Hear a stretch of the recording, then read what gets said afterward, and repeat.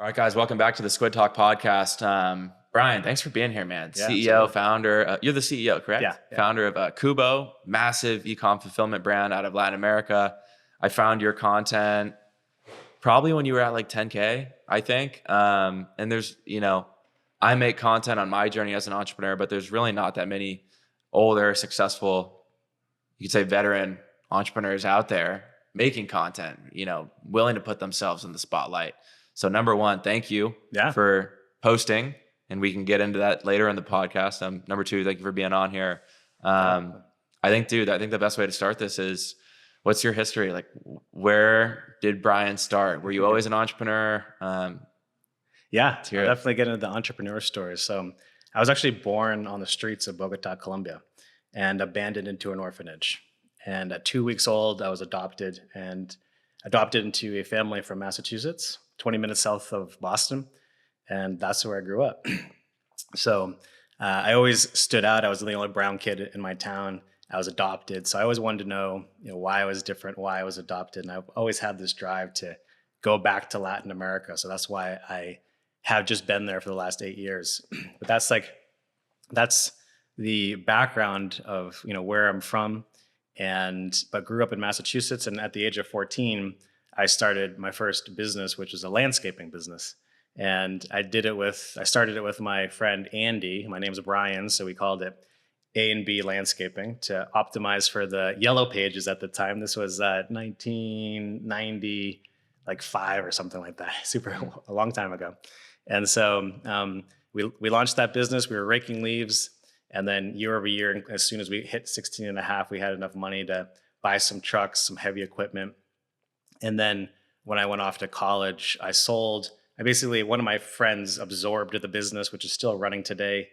And, but from age 14, I started my first business. And since then, I always knew that I've always wanted to do my own thing. I could never work for somebody else.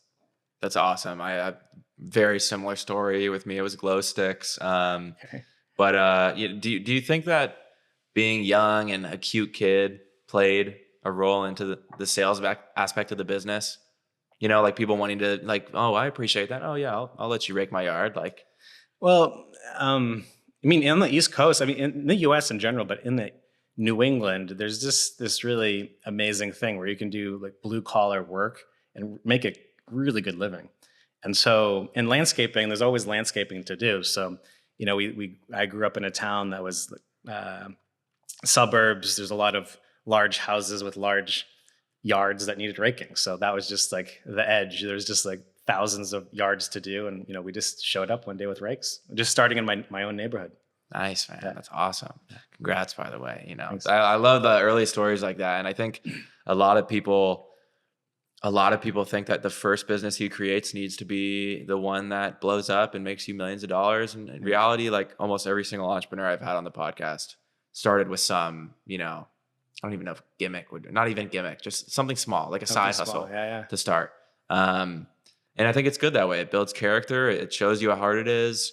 And then you get better and better and you say, wait, I can start maximizing my output and my time and I can do something else. What was the second business at that point?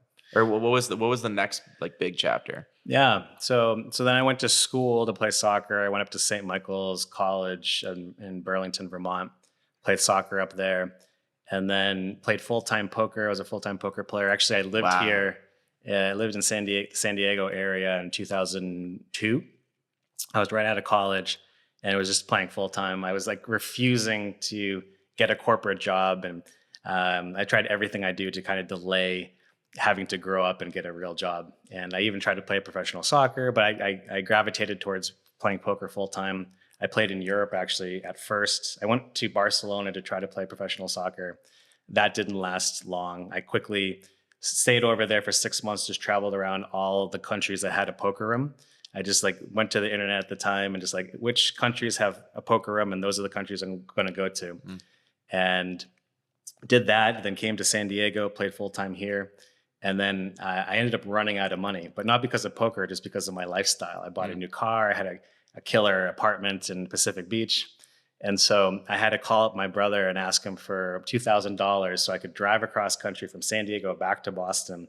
I needed enough money to buy some some groceries and to put gas in the car. So drove across country, and I had about $200 left from what my brother loaned me. And I'm like, here you go, Dan, here's the money. He's 6 years younger than me, by the way. And my brother Dan's the like, original business partner, yeah? no, this is the brother. Okay, yeah, this gotcha. is my brother, yeah. Okay. And my brother Dan's like, no, don't worry, don't pay me back. You keep the $200. So I took the $200 and I played on a Poker Stars main event on Sundays. I don't know if they still have it or if Poker Stars is even around anymore, but back then, Sundays, every Sunday they had a main event. And it was like $215 was to join. So I put the $200 in. I ended up winning it for like $47,000. Wow. Yeah. There's a lot of friends from college that might be watching this podcast that are going to love that, because they're going to think like I'm the entrepreneur in the friend group and they were all the poker guys, and they're just there is hope for me. So wait, why poker? Was it the thrill of it? Was it that it's kind of like war at times? Is it? No, my grandmother taught me how to play 7-card stud high-low when I was like 7 or 8 years old, just for fun.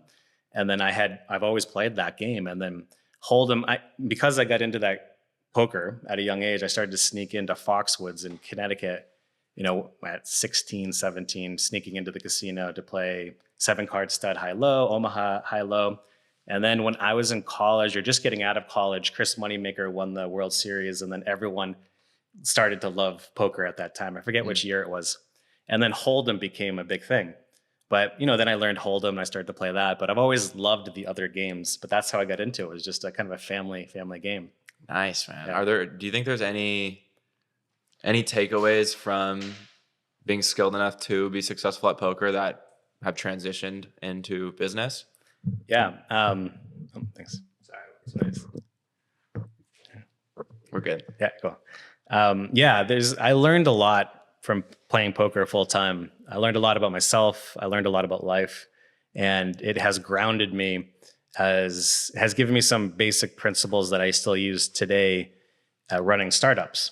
And, probably the most basic one is like, you can get your money in poker and have, the best probability, but you can still have a chance to lose. And sometimes you do lose. You have to manage your emotions. The only poker players that are successful are the ones that can manage their emotions when shit's hitting the fan, or when they're starting to lose, because everyone loses at the end of the day when you're playing poker. And so it's the most successful poker players are the ones that manage their emotions the best through those times. Similarly with startups are incredibly difficult. And I think the best entrepreneurs are the best ones that can manage their emotions well. Nice. I fully agree. I had this other great guest on the other day, and he said something similar. He said, he's like, if you guys are watching and you've never started a business before, you need to realize going into this that you are going to lose over and over and over. You're supposed to lose, right? Every day. You have absolutely. You have small losses every day. Multiple, sometimes big losses, but every single day you have a taste of failure. And so can you get up out of bed, be positive, know you're going to face a fire hose of negativity and failure, but still be able to persevere? Mm-hmm. I love that, man. And the same thing this guy said, he was like, at the end of the day, we all lose. Mm-hmm. Like everybody dies. Like you don't win this game, right? Yeah. So you might as well take that risk. And, it seems like you were able to understand that from an early age, and you got hooked on it, because entrepreneurship it's risky, but it's also thrilling at the same time. Yeah. Were your parents, your adopted parents, were they supportive of this, or was? So my adopted parents, my mother and father, divorced when I was young. I was like 1 year old, and then my mother remarried when I was like 4 years old, and he quickly passed away from cancer. But they had a son who's my brother. He's up in San Francisco, looks nothing like me. He's like 6'2", blonde, blue eyes, and he's my brother. But it was my stepfather Ron who passed away when I was 8, and then she since hasn't remarried. But I also have a biological father. When I went back to Colombia, which we can jump into that story soon, but I ended up finding my biological family, which is actually a pretty intense story. But you willing to talk about it? Yeah. But I think we'll get there. Okay, but cool. So to answer your question, I've never really had a dad figure. Mm-hmm. And that's actually one of the most motivating, that's this thing that drives me with my children. Like on my TikTok, I have I started a business with my son called York Phones. I love that series, by the way. I appreciate that. Love that. Like, it's really hyped up and emotional about one day doing something like that with my kids too. Sorry, continue. Yeah, no worries. Yeah. But I love, I'm so excited to be able to pass on knowledge, have kids in general. I think kids is the meaning of life for me, is literally. And so to be able to combine that, knowing that I never really had that as a father. And my mother is a great person. We don't have the greatest relationship, but she had to raise 3 children by herself. She was a nurse.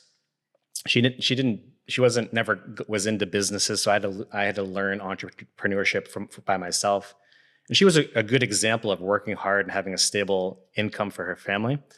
And in that, because she was always distracted of making sure she was just working her ass off for the family to succeed, I always had a lot of I always had freedom because she was never there actually to guide me. So I ended up getting into a lot of trouble.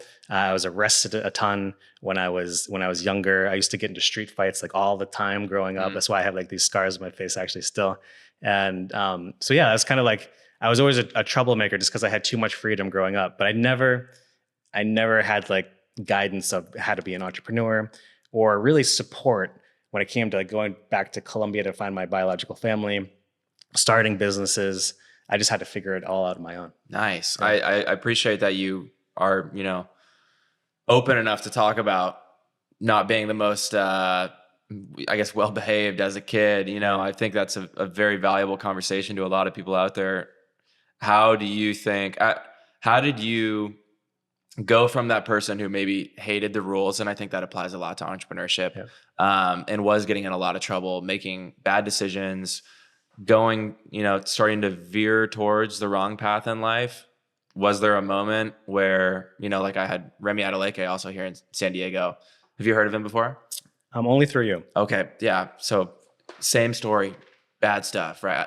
I don't know exactly what kind of trouble you got into, but dealing drugs, gangs, black market, selling phones, all this stuff. And he had this one moment where he was like, I can't do this anymore, but I know how to sell. Right? I'm motivated. I'm ambitious. Like, was there something like that in your life that set you on the right path? Definitely. And pause for a cough. Sorry about this. No worries at all, man. Yeah. Hopefully some good editors here. We're good. We kind of just let it roll. But. Okay, cool. It wasn't like a breakthrough moment like that. It was more of, I got all of that shit out of my system at a young age. Like I was smoking cigarettes and smoking marijuana, like by the time I was 12, 13. And all through high school, like drinking every day. I was the house that everyone came over to smoke weed before school. And so by the time I got to college and I got recruited to play soccer, like somehow through all of that mess, soccer kind of kept me rooted and provided a North Star. And so by that time, when I was in school and 18, I was just tired. I was like, I actually ended up at St. Mike's with the drug dealer on campus. Great guy. He actually was like the valedictorian, actually. Wow. Super smart guy. But he, every day I'd come home from soccer and there's like pounds of weed in my dorm room. And by that time, though, I was just not tempted. I was like, I'm over it. Like I had that out of my system. And I was very motivated to play soccer. So it wasn't like, I guess that was my aha moment. It was just like, I was just tired by the time I was 18. Got it out of your system. Yeah. I mean, I totally understand that. And so,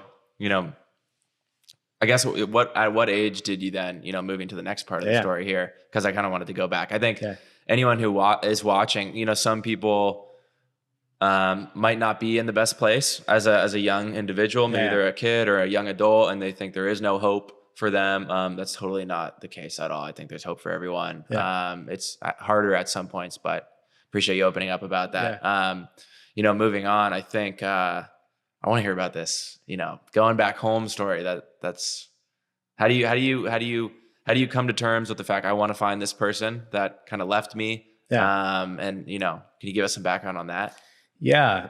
So my sister's also adopted from the same orphanage, not blood related. And the satellite office in New England did an incredible job, like early 80s, of just funneling from Bogota, Colombian babies into the region.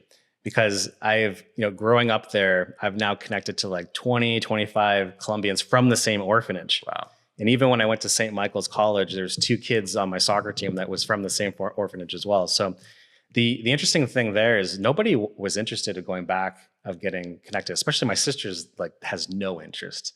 She's like doesn't know any Spanish, has no interest in her background, but that's kind of like that's how everyone feels that I've run into. And so I was like, out of that cohort, I was the only one that was interested to go back for some strange reason. What was that interest? Could I ask, like, what was that interest? Was it more of like a, why didn't this person want me? Or was it more of curiosity thing? Curiosity. Okay. Interesting. Yeah. And, maybe it's a little bit of my background too. I'm always like doing, thinking outside of the box and jumping into the deep end and just figuring stuff out, where everyone else is kind of more, my sister like never leaves New England, and she's going to It is what it is. Like, same thing. Yeah. Okay. So, but yeah, I've always just out of curiosity, I've always wanted to go back. And so, after I got playing poker full time out of my system. So actually, after I won the poker tournament online, I took that money and I drove back across country to California.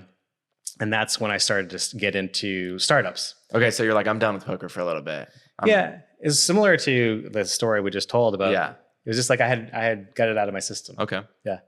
And so, in my mid-20s, I had studied accounting in college. So actually, I ended up working briefly in Los Angeles at a CPA firm.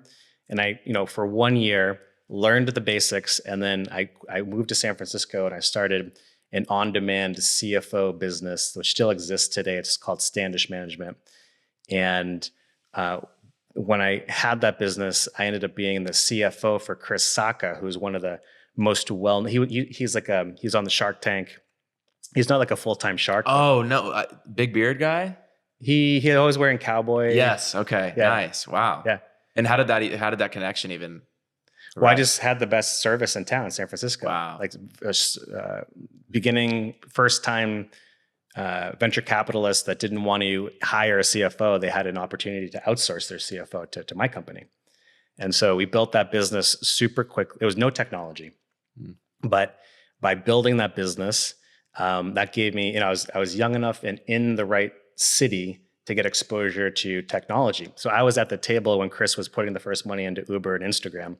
And so Travis from Uber, if he saw me today, he'd still know me as the accountant sitting at the table closing. You know Travis? Yeah, I do. Oh, that's Did you ever see the show about him? I did not. Super Pumped? I didn't. Joseph Gordon-Levitt? Oh my God, you have to watch it. Great show. One of the coolest docuseries on entrepreneurship I've seen. Okay. So, I mean, I could ask a ton of questions about that too, but I guess for the sake of your time and the story here, so yeah, you're in the right scene at the right time, but you're also an incredibly hard worker. And I'm actually getting back to your question you asked me like 10 minutes ago. So through that experience, I was like, I'm young enough, I'm in the right city to just pivot my career from being an accountant to being a tech entrepreneur. I have no idea about what tech entrepreneurship is, but I'm going to do it. So I threw away the calculator from one day to the next. I just jumped into, I'm like, well, I played soccer. I want to do a social network for sports fans. This was like 2008. And so the first person I hit up with was Chris. He told me to F off. He's like, what are you doing? You're supposed to be reconciling my books and now you're a tech entrepreneur. He's like, you're never going to make it. But I was able to persevere, raise a round of funding, get the business going. That business ended up failing quickly. I did a second and a third business in San Francisco as well. And then by 2000, tech startup. And by 2016, that was the perfect time in my life to put everything that I owned into self-storage and go down to Colombia to search for my biological family. Why self-storage? Why go from something as exciting and new and glorious as tech in Silicon Valley, the heart of it, to self-storage? Well, sorry, I wasn't clear. So I put all my personal belongings into self-storage. Yeah. Okay, gotcha. Okay. But actually, when I started Kubo, when I started Kubo, actually the first month was self-storage, and I did that because I had always had my stuff in self-storage because I move around so much, and so because I've always paid $300, $500 a month on self-storage, I knew someday I wanted to do a self-storaging business. And actually, Kubo in the very beginning for the first month and a half was self-storage. But I can go deeper into that in a second. But so in 2016 is when I put everything into self-storage and went down to Bogota to search for my biological family. And I tried to search for them by myself, just going to Facebook and messaging all of the Rosa Cruzes, because my original name is Jorge Cruz.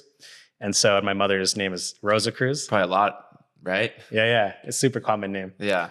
And so I messaged all the Rosa Cruzes on Facebook. No one knew anything about me. So, but I took all of the obvious routes to try to find my biological family. And then after a year and a half of looking by myself, I just hired a private investigator. It took him like 6 months. A year and a half you were looking. Yeah. What does that look like? Like Well, you just wake up one day, you're like, okay, I'm going to go drive to this address and knock on the door. Or like, it's a long time. That's as long as I've had my business right now. And I'm wow. Well, being a startup guy, I started what is now the largest last mile trucking platform in Latin America. It's called Liftit. So I started that business actually when I was still in San Francisco. I had just came out of my third startup in San Francisco. And what I'm really good at is testing multiple ideas at once. When I'm in between startups, I can take ideas out of my head and launch multiple businesses at the same time without having any attachment to any of them. I just have ideas, and some of them are copycat ideas. Some of them are actually original ideas. I test them all out at the same time. Mm-hmm. And then I look for metrics. I try to look for the lightning in the bottle. And then wherever I can find a customer the most easily and make money, I tend to just double down on that. And then I learn to love the business over time. And so with Liftit, I actually just tested that idea with multiple other ideas from San Francisco. The truck delivery business idea, it hit this first day. I just ran a Facebook ad. It got 3 customers. I was in San Francisco. I didn't know anyone in Bogota. So I had to find some random person to then find a truck driver to do the services. And I made money. And so by the time I got to Bogota, I already had tested. I knew which business I was going to focus on. And so to get to your question about like, what were you doing this full time, looking for your biological family? Like no, I was actually building a business. Oh, okay. Yeah. Nice. I was just, on the weekends and at night, I was just kind of like lightly searching on my own. And then did you ever find anything? Yeah. So hired the private investigator, took them 6 months, got reconnected to my family. And the experience was great in the beginning. It ended up being a little weird as I found out more and more information. The most weird thing being that I didn't actually find out in the very beginning. It took my biological mother, about a year to be able to open up to me. But my father was actually my mother's brother. So I'm from incest. Oh my God, really? Yeah. Wow. Yeah. So, but the father had passed away. There's heart disease in my family. Yeah. So he had passed away a while ago. So I never got a chance to meet him, nor probably would I wanted to have met him. But so he's gone. Yeah. Okay. Yeah. But and then I'm close to my biological brother now, who's in Medellin. When I was living in Colombia full time a couple of years ago, he was coming to my house all the time. We got pretty close.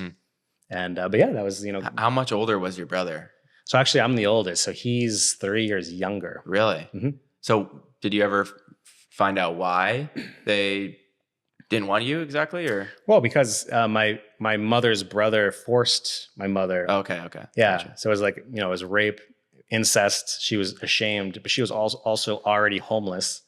And so all of that, she just like kind of stayed on the streets and kind of didn't tell the rest of the family about anything that was happening because she was ashamed. So then she had me on the streets and left me at the orphanage. Wow. Yeah. I appreciate your honesty, man. Yeah. And I think that says a lot about you and your character. And it's just a really interesting story as well. So, at that point, do you have any closure? Or you're like, all right, I know where I'm from. Like it's back to work. Like, yeah, that I guess was a weird thing about it on my end, because the meeting itself was great.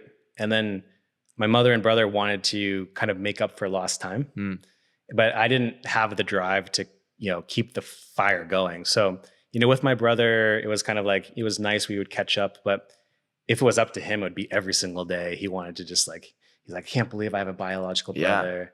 But for me, I was like, I accomplished what I had been wanting to do for my whole life. And now and I've slowly kind of disengaged, but kept in touch. But this is actually something that I struggle with personally. It's a personal battle of like, I'm sure my biological mother's not going to be around for so much longer. I should probably be putting in more effort than I am. So it's something I struggle with now. Gotcha. Yeah. Okay. So, this happens, right? You get that closure, I guess, right? I don't even know. Is closure the right word for that? Or is it okay? Yeah.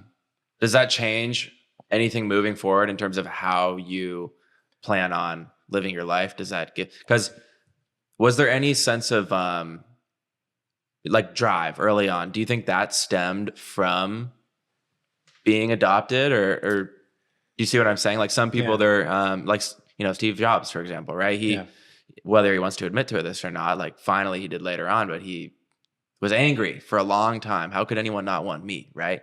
Do you think that led to any of your drive at all, or no? It was No. You found it fascinating. You enjoyed entrepreneurship, and it was no, it didn't. It was just anything. It just motivated me more. Now I had I knew a little bit more about my history, and got me more excited about life. Nice. That's awesome. Okay, cool. So how many years later is Kubo then coming up? What's the story of that? Yeah. Well, the next two businesses were really exciting. So then, in 2016, 17, nobody wanted to touch Latin America. And so I get into Bogota, Colombia. I didn't know anybody. So I had a speed date for founders and investors. Nobody even knew what a safe was. And so I literally took any coffees that I could get in Bogota. And I'm a horrible language learner. So especially at that time, I didn't know any Spanish. Met everyone through LinkedIn, basically. I just sent 100 cold messages a day to meet anyone who would take a meeting with me. And over 12 months, I was able to raise $2.5 million seed round of just having 4 to 6 coffee meetings a day in Bogota. And that's with no business, really, right? No, I was building a business. Oh, okay. But how far along was the business was in its first stages? Was there? Well, it's the first, it's the first year, but by this time I'm on my 4th startup. And I had already tested Liftit from San Francisco, making money on the first day. Oh, I guess I just didn't understand what this new business was exactly. Okay, so it's kind of similar to the old ones. No, it's completely different. Oh. Yeah, so my first startup was a social network for sports fans. Okay, yeah. Second and third one were enterprise software companies. Fourth one was the Uber for trucks. Gotcha, okay. Which is the Liftit. And I had never studied a supply chain, never even thought about doing anything logistics, but just tested 10 different ideas and Liftit. The truck delivery one just took off from San Francisco. I get to Bogota and I start building. By this time, I'm good. I know how to execute. And so, and one of my main advice on TikTok these days is, everyone's like, well, how do I raise money? How do I raise money? And what I do is you got to launch a product and make money for 90 days and then talk to investors. And so that's what I did with Liftit as well. And I put a little bit of my own money in, but I launched it. I made money even before I got to Colombia. And then I started to make money every single day. And then all we used was a WhatsApp. We found customers through WhatsApp and Facebook. We started to build. And so, then we started to raise. And so over 12 months, we went from 0 to $50,000 a month, by month 12. And so we kept on, raising the valuations as we were fundraising. But, we were building just like any other first year of a startup. Nice. Okay. And do you think, it seems like you have been kind of stabbing at businesses that are kind of overlooked, right? You said no one was looking at Latin America, but you want to go in there. Yeah. Is that more of okay, this is a challenge and I like challenges type of thing? Or was it mainly opportunity focused or kind of a combo of two? The main driver was because I was from there. Yeah. If I wasn't from Latin America, I probably would have never taken a stab at it. But that was the fundamental driver. But then there's the opportunity. And when I got to Bogota, 2016, 17, nobody wanted to touch Latin America, as I was previously saying. And then I got really lucky, actually. 2018, randomly, global investors figured out that Latin America as a region is deeply underinvested. And then that's when the investments started to pour in. Now, today, everybody and their grandmother wants to invest in the region. It's super easy to raise a C round. I think it's multiples easier to get a business off the ground and raise a couple $1 million there than it is here. Because but what about the language barrier? It seems so intimidating to a guy like me, right? I don't know what people want there. I don't know how their brains work. I don't, know. No, actually, that's a competitive advantage of just going in there and just continuing to speak English. Everyone defaults to wanting to do business with people outside of the region, which is kind of especially being from Latin America, it's kind of depressing a little bit or sad. But the reality is, even then in 2016, I was some random person. Yes, I was born in Bogota, but I grew up in the US. So going back then still applies today. If I go in to pitch an investor, angel investor or large VC, the fact that I come from the US and I come in speaking English and basically knowing no Spanish or Portuguese is actually like, I can raise money a lot faster than someone who was born in Bogota, went to the best schools, speaks amazing Spanish, obviously. But that's kind of a competitive edge. Do they look at you as just being more experienced in a way? Yeah. Interesting. Yeah. Wow. I'd never thought of that, honestly. Yeah. Okay. So then you start raising, it's going well. Like you're a master at this, by the way. And for anyone listening or watching, like this is how I found his content. I'm looking to raise probably in the next year or so. So you might be the best person out there when it comes to advice on this, at least your way of wording it. So thank you again. But at this point that business is going well. And then for Kubo, how long later was that? Yeah. So Liftit was one of the best experiences of my life. I ended up meeting my wife. It's my second wife. I previously was married for 11 years. Then met Susanna. Did you have children with the other one? Yeah. Okay. It's actually part of my oldest is 8, Forbes.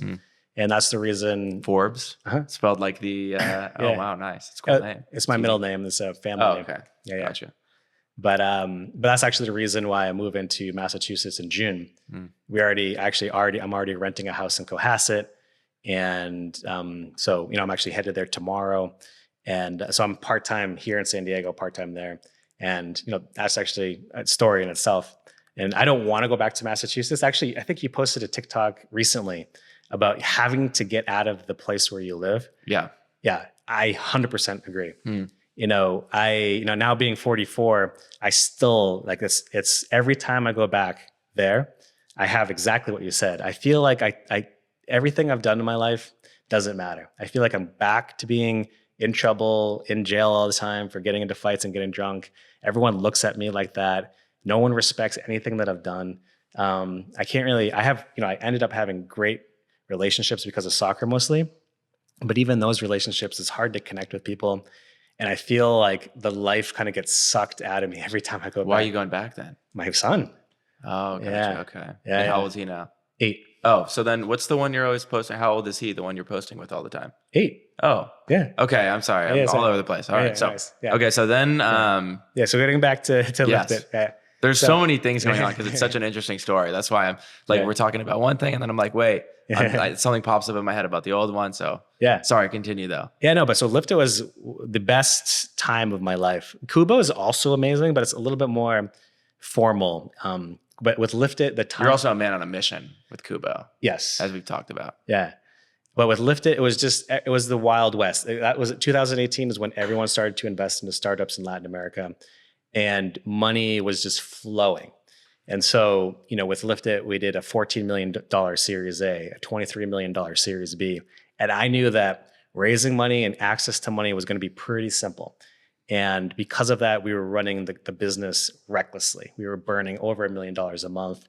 While I ran the company, we lost millions of dollars from shippers who never paid us back. But we were like, F it. Like, we'll just raise more money. We'll just continue to gobble up market share across the region because we had 18 cities, 5 countries in the 4 years I ran the business. And then COVID hit, pandemic, everything shut down, including access to funding. But at the same time, we ended up finding a great partner, a private equity partner from the US. So they ended up coming in with a controlling stake and a new management team.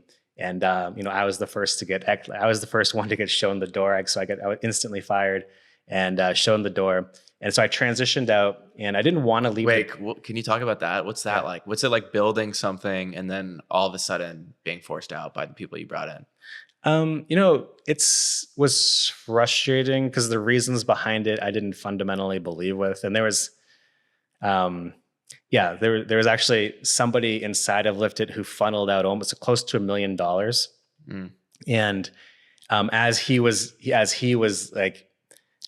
the light was on him, he also tried to like throw me under the bus with some stuff. And then, and the business was run pretty crazily. So the combination of things, the private equity fund was like we're going to just bring in some senior leadership. They play it safe, yeah. Yeah. So, I understand. And I was frustrated. But ultimately, especially now, I'm very happy about it because it gave me a chance to redo the opportunity in Latin America. I think the next 20 years in Latin America is the place to be. So, with Liftit, amazing experience. The business is still being run really well. I'm still the largest common stockholder there. And I'm very grateful for that experience, but I'm also grateful to actually have been fired because it gave me a chance to like decompress for a couple of months, which by the way, those couple of months were like brutal because like sitting by the pool is just not my style. I needed to get back to work. And so I took like a month and a half off, but then I'm like, okay, called up some of the early investors in Liftit. And I'm like, I have this self-storage idea. Like this was the time I'm like, I want to do self-storaging in Latin America. And so we did like a pre-seed round of like $1.2, $1.3 million on the self-storaging idea. And I launched it in Bogota, December 2020. But let me ask though, was that more of an idea or had you actually started the business yet? That was an idea. Gotcha. Okay. Yeah. But I tested it quickly. Same thing from Liftit. I tested Facebook page, running targeted ads this time because I'm in Bogota at the time. And are you the guy running ads? Or you Yeah. Interesting. See, I am terrible at Facebook ads, so I'm hiring people out, and that's something I need to figure out, I guess. But sorry, continue. Yeah, no, it's important. You seem like the type of person that likes to figure out every aspect of the business, right? Not every, but especially like with Kubo is super complex. I'm actually in part of if you asked the other business partners and the other shareholders in Kubo about like what can Brian improve, it's probably like being in the warehouse more, right? I'm not even in Latin America right now. So it's like, I'm not in the operation, but there's other aspects. Building a startup, there's so much going on. And I do pick certain topics to go deep on. And one of those is running ads or writing blogs. Like if you go to our blog, there's a section where I've written 15 blog posts, so there are like certain things that I love to go deep on. Nice. And how long ago was it actually when you founded Kubo? So that was December 2020. So I was like, and then after 30 days of making money on self-storage and having raised over $1 million, I realized like, I actually don't like doing this business.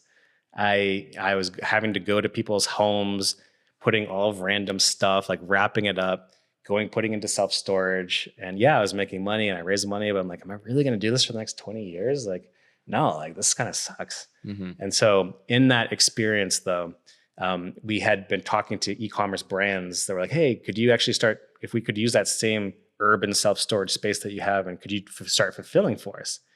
And then I'm like, oh yeah, it's probably a bigger opportunity getting away from B2C self-storage to B2B fulfillment. Plus I can kind of lean on the supply chain background that I have with trucking. So it made more sense. So from one day to the next, we pivoted the business.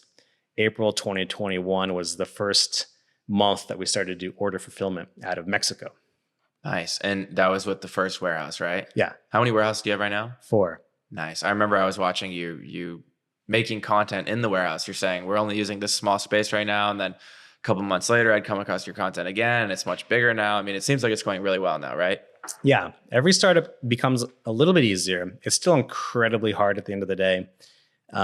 Takes a lot of luck, a lot of perseverance. But especially doing this type of business where it's also you're doing services, we're picking, packing, storaging. And customer service as well, right? Yeah.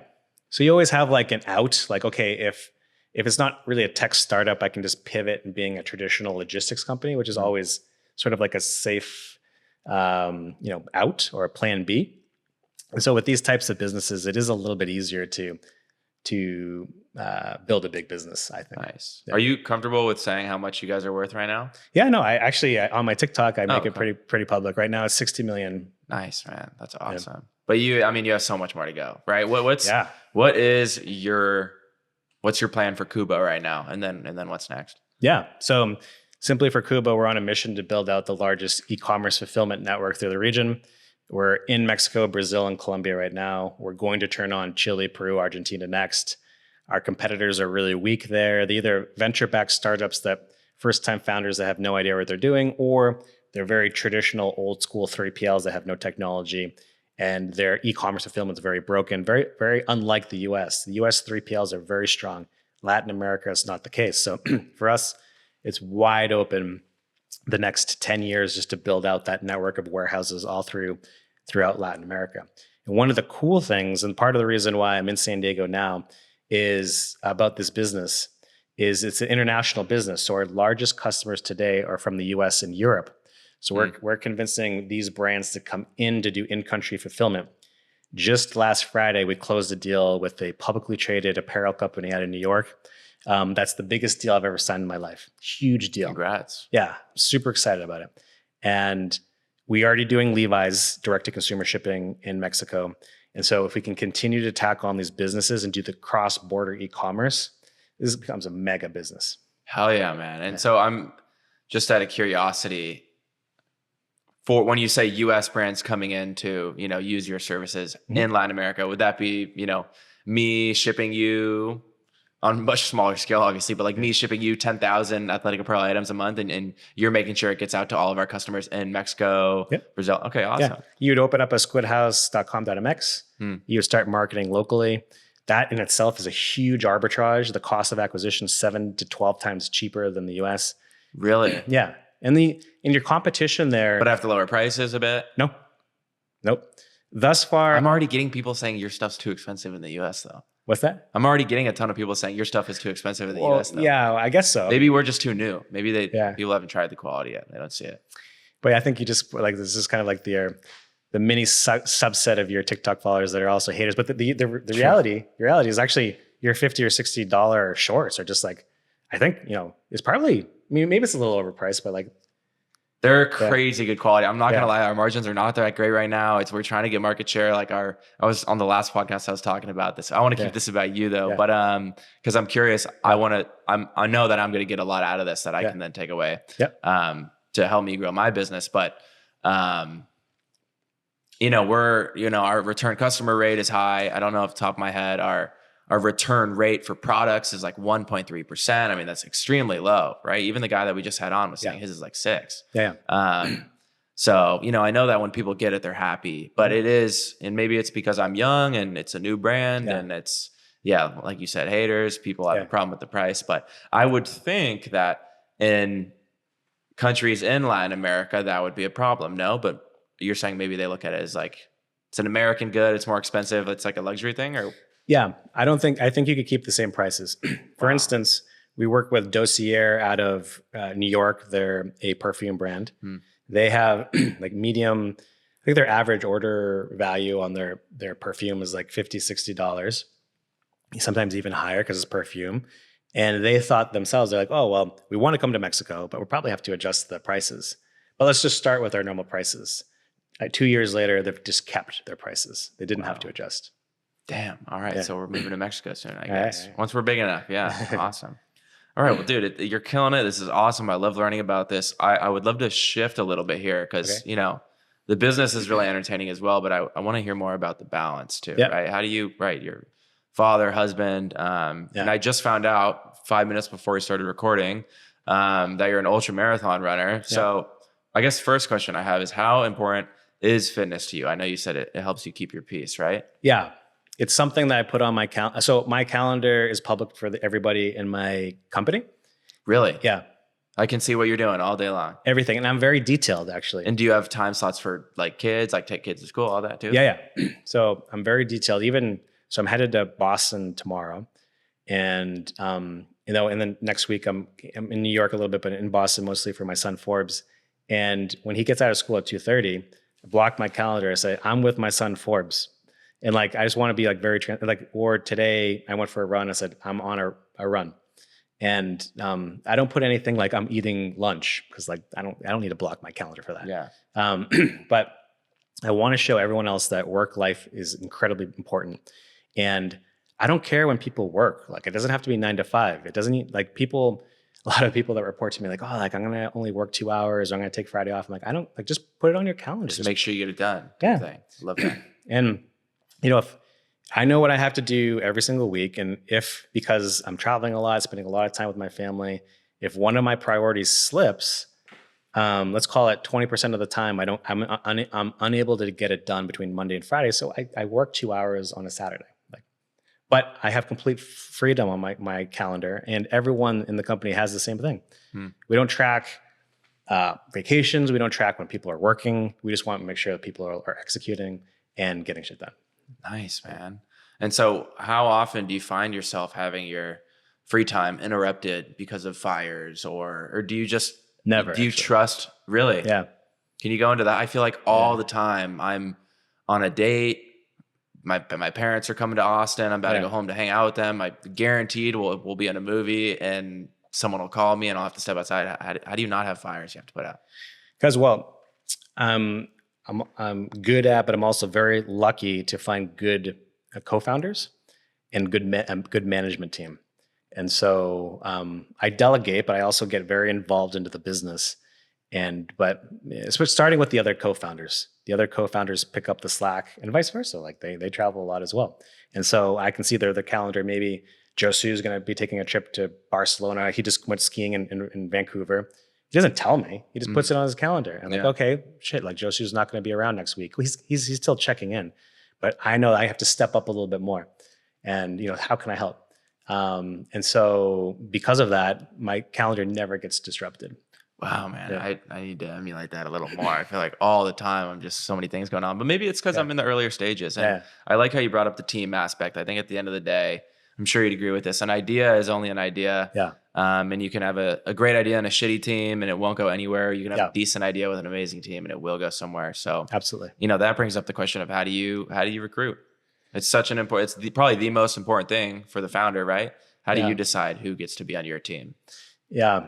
So I am in and out of being really sloppy with hiring to right now. I'm actually very deliberate with hiring and I'm never consistent. Maybe I should start being more consistent. But for instance, right now I'm building out the international expansion team and I'm leading it.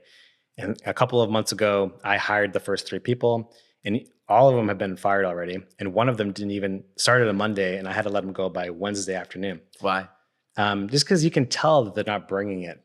And because this department is reporting to me, I treat them as like a co-founder. I'm like, and in the very early days of starting a business, or even like today, it's incredibly important that I feel that the co-founders are a lot better than me at many things. And sometimes when we have founder meetings on Fridays, there's sometimes where I feel like I have to over prepare because the other 2 founders are bringing it so much. I'm like, shit, like these guys are at a whole nother level. You feel kind of guilty. You feel like, wow, I'm falling behind type thing. No, like behind, but like, am I bringing enough as much value as these guys? That's great. Yeah, that's a whole different topic on founders. You have to have that with the founders. If it's not there, you have to find other founders, I believe. But to a certain point, no, not to a certain point. There's I try to emulate that with the people I hire. Especially if I'm working together. And so when they first start, and actually I had a TikTok live the other day and I was describing this and there's a bunch of people on there just giving me a lot of hate, calling me micromanager. I'd never want to work with a toxic manager like you. But the point was you would never get to. So you say I would never hire you. Yeah. Well, but the point was, and I kind of understand where they're coming from because what I do is the first 30 days when you come work and we're working together is I put 30 minutes on the calendar every day. And I want to be excited to show up. And I need to get you fired up. You need to get me fired up because we're building this department together. And we need to execute against what we're collaborating on. And so, with these guys, I'm like, okay, we have to send 100 messages, cold messages through LinkedIn, cold calls. We have no pipeline in the US. We need to build a pipeline from scratch. And I'm not just telling you this, I'm actually going to do it with you. And so I was doing 100 messages myself. It took me an hour and a half. And then these guys would show up and they'd be like, well, I was trying to learn HubSpot and I got 1 or 2 emails. I'm like, no, it seems like you're a man of urgency, right? I feel like a lot of people lack urgency these days. It takes time. I got to figure it out. They want to be very sure that the first time they do it, they're doing it right. But you're saying it's much more important just to hammer, go. Yeah. Full steam ahead. Okay. Awesome. Yeah. Well, okay. You kind of touched on it a second there as well. Founders, co-founders, right? Yeah. Picking a partner, just like marriage is probably the most important biggest decision you'll make, right? Yeah. In terms of any company, any relationship, right? Do you have any advice for picking a co-founder? Yeah. Any disasters that have happened in the past that? Yeah. Disasters for sure. But maybe I'm more focused on sort of the optimization for success, in my opinion. So you don't have to be best friends with your founders. And actually, with Josu and Ignacy, my founders now, the co-founders, I didn't really know them. With Felipe and Angel, the other founders of Liftit, I didn't know them at all. I remember I went to Colombia and speed dated for founders.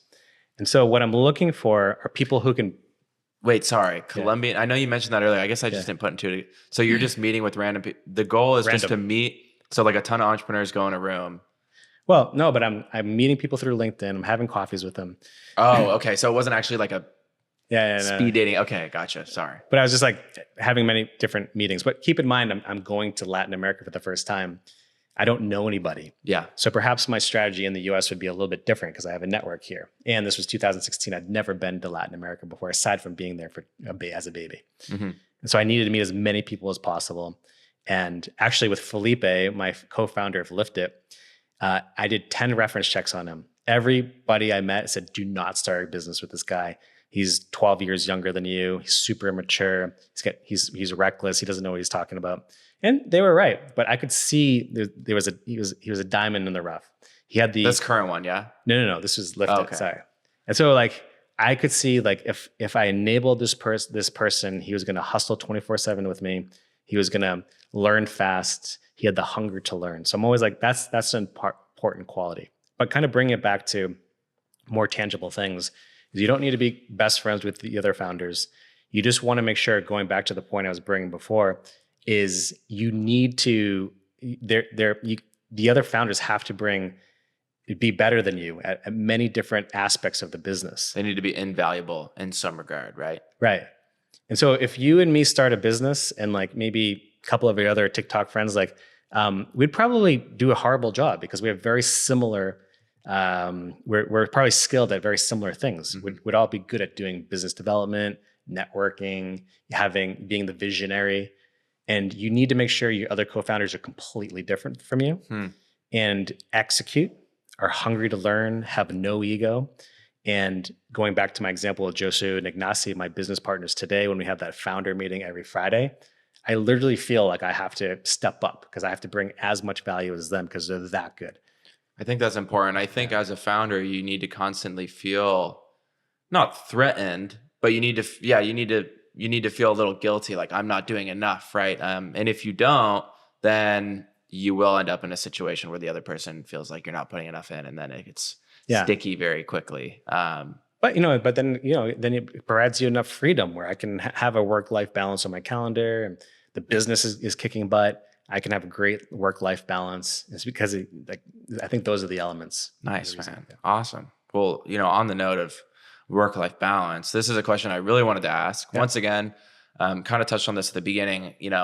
Some of the recent videos that I've seen Brian do were starting a business with your kid. Yeah. I think that's fucking awesome. One of my best friends growing up, his father is he's like Batman to me. He's like the coolest guy ever.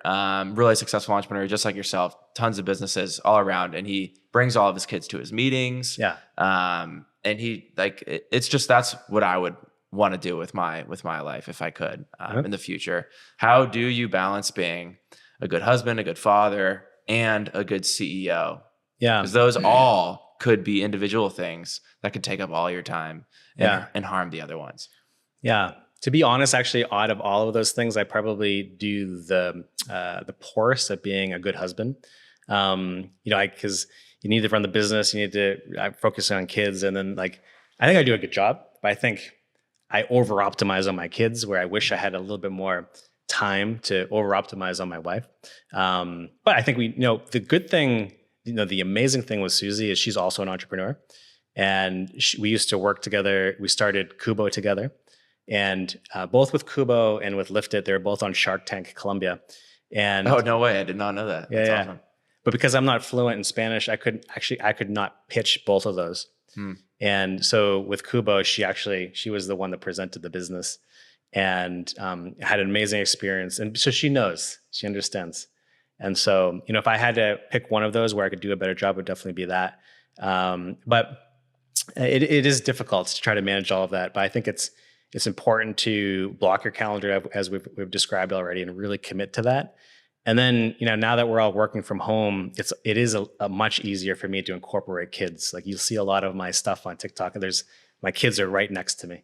And so because of that, I take advantage of being able to work from home and incorporate my kids into getting some exposure into my daily conversations. Nice, man. Yeah. On the note of social media, because, that's my whole life right now. Yeah. It's been massively successful for my business.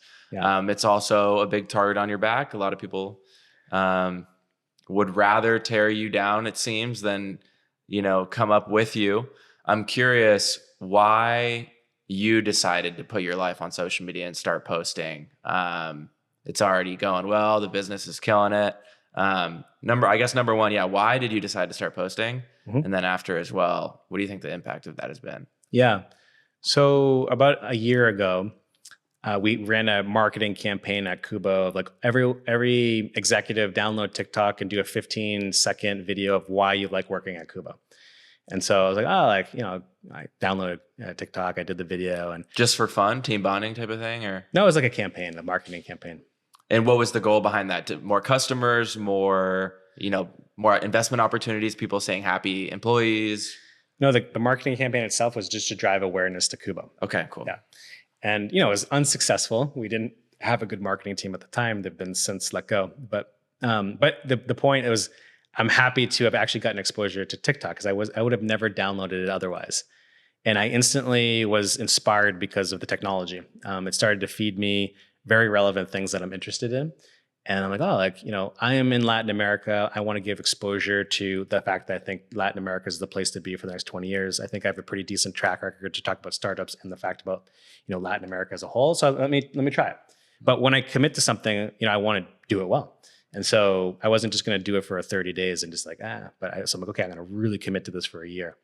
And so I was really bad in the beginning. And we all were. I mean, you should have seen my videos 2 years ago. Atrocious. Yeah. And so, but it was just this one video call where I don't even remember why I was inspired to do it, but I was just recording myself pitching because I do that every single day. Every day I have an investor call. And I think I ran out of ideas. So I just threw the camera, me pitching. And that was the one video that went to 80,000 views and finally got me out of going from 5 followers to 200 or something like that. And then I'm like, all right, then I just kept kind of that angle. So I've now become the general startup guy on TikTok. And surprisingly, it's actually an angle that not a lot of people are owning. And so I'm just going to continue to do that. And unfortunately, I don't have time to really commit to it. So I feel like you're posting quite a bit, right? Once or twice a day, usually? Once a day is my target, but it's only stuff that I don't have to script or think of. Yeah. I wish, I really love your style. The fact you can just turn on the camera and talk. I'm unable to do that. I've tried multiple times, but I just stumble over myself. So I'm well, let me just record myself pitching. Let me just record myself working, because unfortunately, that's the only time that I have. And so, but I'm always trying to drive value. Every video that I have, I want an entrepreneur to walk away extracting value from the video. That's great. And what do you think there's probably been a lot. I know the other day you kind of mentioned, I think you got a potential investor because of your content. What do you think the biggest benefit has been? Customers. Okay. So really? Yeah. Nice. One of the Californian supplement brands that we've closed was just a couple weeks sales cycle, where before I was on TikTok, that would be 12 to 18 months to try to convince a US brand to have to pay $100,000 of import tax. Because when you come in with a container, you have to pay import tax up front. Yeah. So you have to pay $100,000 up front with import tax.